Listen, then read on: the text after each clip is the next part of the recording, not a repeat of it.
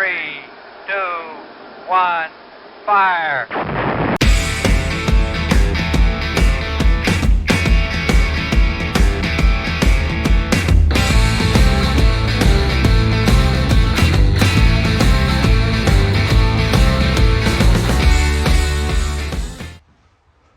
Hi guys, hope you're all well. As I don't know if you've been seeing the videos, but last video I mentioned that we had no calipers when I was stripping down the rear axle, the front axle. We got calipers. Basically, when we bought the car, there was loads of parts thrown everywhere, all inside the car. We put a load of parts up in the storeroom.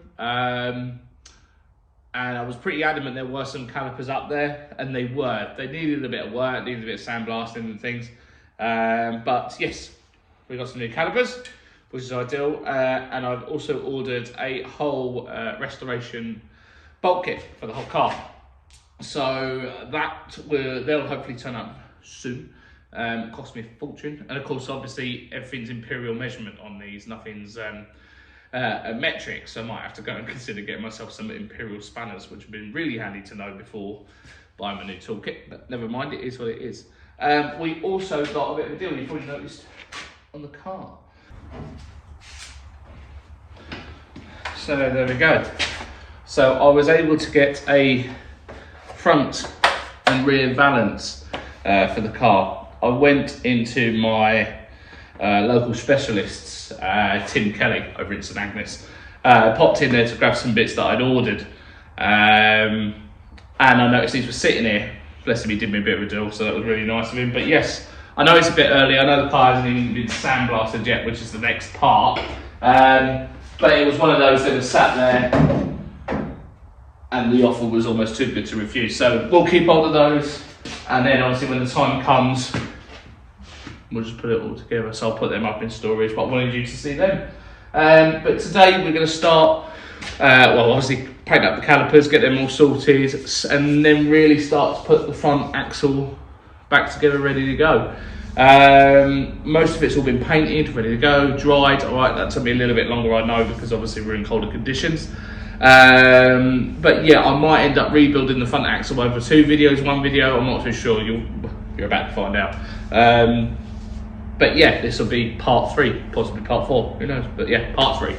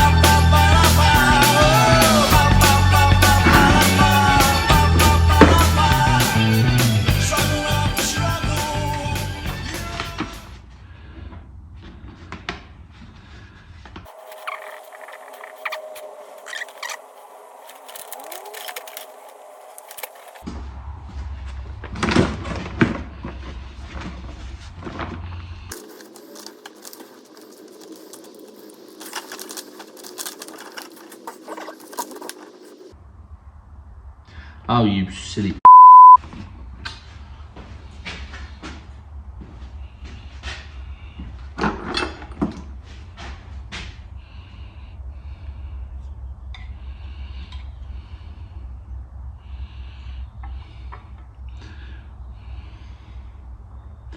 That's more like it. That makes more sense. It's like a big bloody game of Lego. Okay guys, so I'm gonna start building the front axle. So I'm gonna add the drop links, anti-roll bar drop links into our new extended arms, but I was a little bit confused as to what goes where, because they both look exactly the same, but they're not. They are different. So I thought I would show you why they're different. And I'll be honest with you, if you haven't got one of these and you're building an MGB or you're buying anything from Moss, grab yourself, oh well, mine's a little bit dirty, but grab yourself a parts and accessories book. I believe they're completely free. It's just a catalogue, but nice little tip from Moss. In the back they have a restoration parts manual. Now don't get me wrong, I've already got the oh, not the logbook for it, what's the word I'm looking for? I've already got the workshop manual, thank you, sorry. I've already got the workshop manual, which is really handy, but typically I've got it downloaded on a PDF. And unless you want to print hundreds and hundreds of pages, it's not particularly ideal. But looking in here, I was able to see, with the picture drawings, the difference between the two, even though that's a normal one, I mean, it's not extended up, but you get my bloody drift. So if you have a look at the arms, like I say, they look exactly the same. But if you have a look, you'll notice one's almost got like a pyramid sort of shape cut out of it, or welded into it. That's the part that you bolt your drop link to. I found that out the hard way. But yeah, hopefully, I mean, I fell in the trap. Hopefully somebody else doesn't fall in the trap. And like I said, please don't use me as a restoration guide, but that's something that I found. It needs to go into there. And obviously at the same time, that's the outside, not that. I was trying to slot it all in and they weren't having it. So yeah, silly move by me, but there you go. Just gonna literally bolt these in.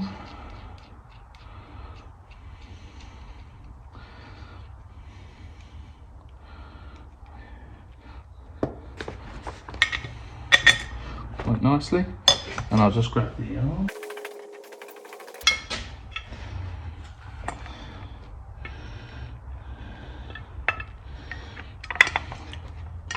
Perfect.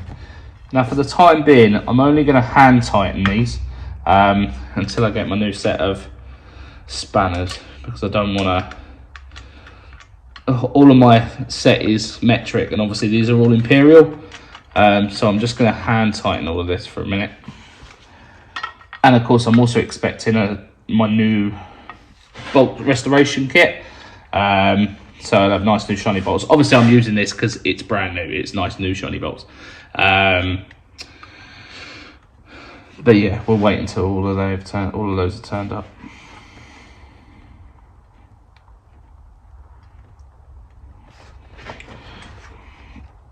There we go. Still pretty loose, just hand tight, but that'll show you. So you got your anti-roll bar drop link, your extended arms, and then your plate all bolted through. And then of course as the new bolts turn up, I'll have there, so on and so forth. But what you want to do, you want to be able to look at it dead on and make sure that the top of the anti-roll bar link is in line with the wheel. Imagine like the wheel system and things like that. You want it dead straight. If it's at a different angle, if the top's at a different angle or not 90 degrees, something's gone wrong. So yeah, that's one half. We'll do the other half now.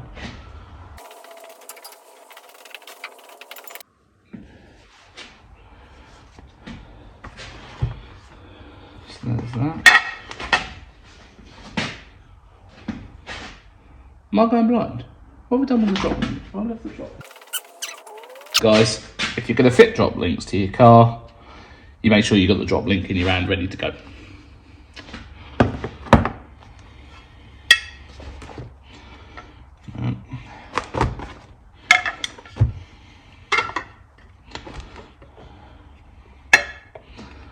So No, it doesn't. It's the wrong one.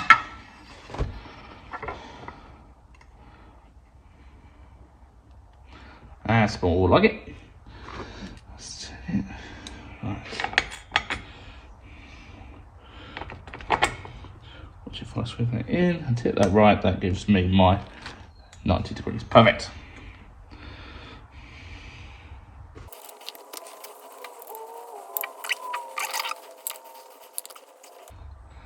There we go. And it's the second one, only hand tightened obviously, but that is 2 brand new drop links fitted to our extended arms with base plate. Really happy with that. That's come out really well compared to what it was.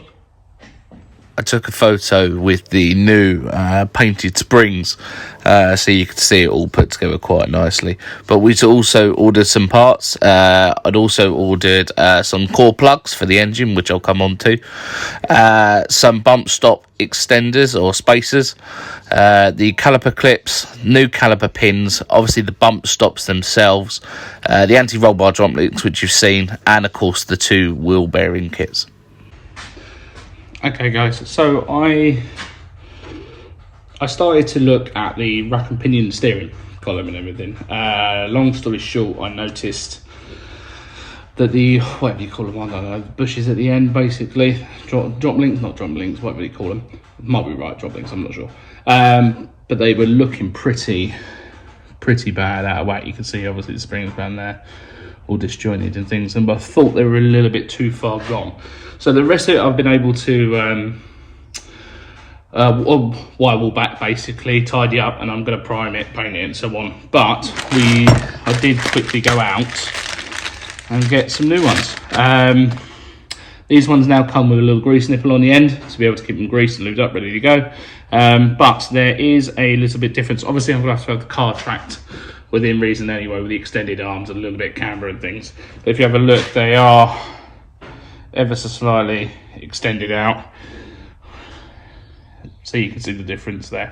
But that might be one thing to bear in mind if you are replacing these, that obviously if you do, highly advise that you go and track the car. I know some people, I've seen videos of them where they do it themselves with pieces of string and things like that. I've got no idea how that works. But yeah, one thing to bear in mind, if you're gonna, it just made sense, you know, I'm restoring it, and I don't want people to get confused. I'm not restoring this to like a concourse model. What I am doing is restoring it to how I want the car. Bearing in mind, I am going to race it. And I don't want people thinking that I'm just going to repair it to concourse model and leave it and it's going to be tucked in the garage. No, there are going to be things that I do to the car a little bit further down the line that you might go, don't really agree with that, but the difference is my car. And I get sick of driving a car that everybody else can have. I want something different. So apologies if sometimes the modifications aren't for you or anything, you know, but that's the way it's going to be. But it just made sense with the state of it and things to replace these and almost future-proof myself in a way. The last thing you want to do is put the car back on the road and then you break down 2 weeks later because something that you should have replaced you didn't, because you thought it'd last and it didn't. But yeah, we're going to add these on now once the steering column and the rack and pinion steering and everything's all painted and primed and ready to go.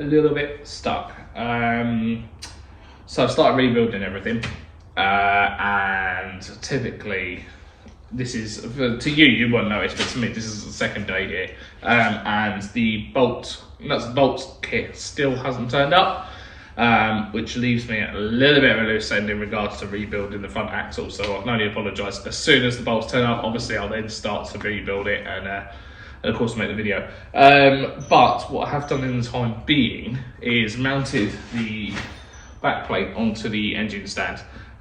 So hopefully I'll be able to show you a little bit in regards to the engine now. I think it's going to come along and help me later on, so we'll do a bit of filming.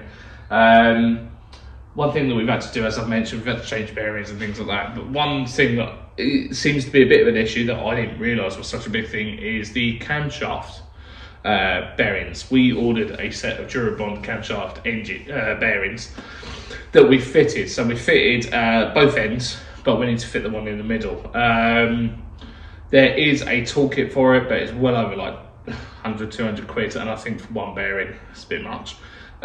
So we've got a couple of ideas. I'm going to discuss it with Tank, things like get 2 plates either side and just winding it in and so on.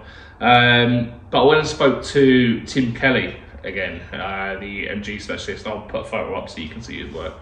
And yeah, he was telling me that in his 35 years experience, he's never had to change camshaft bearings. Apparently they're absolute nightmare to do. People that have done them, and then the camshaft doesn't fit properly and things. I don't know, I've never heard of this before, but it looks like we're about to venture into something that could potentially go horrifically wrong. But for the time being, I thought I'd show you the camshaft. So when I purchased the car, the gentleman was selling a brand new 2.5 road race cam from Kent Cams. Is it Kent Cams? I think it's Kent Cams. And he was trying to do it as a separate deal, and I said, no, if I have it, I want them all together. So I'll just show you quickly. There you go. But yeah, hopefully, if we can get the bearings in, we'll be fitting that today.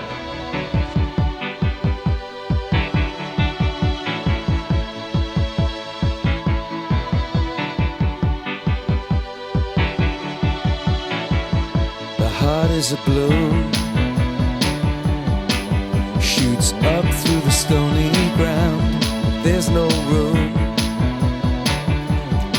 no space to rent in this town. You're out of luck, and the reason that you had to care, the traffic is stuck, and you're not moving anywhere. You thought you found a friend to take you out of this place, someone you could lend a hand in return for grace. It's a beautiful day. Sky falls, you feel like it's a beautiful day. So let it get away. You're on the road, but you've got no destination. You're in the mud, in a maze of her imagination. Your loving style, even if that doesn't come true.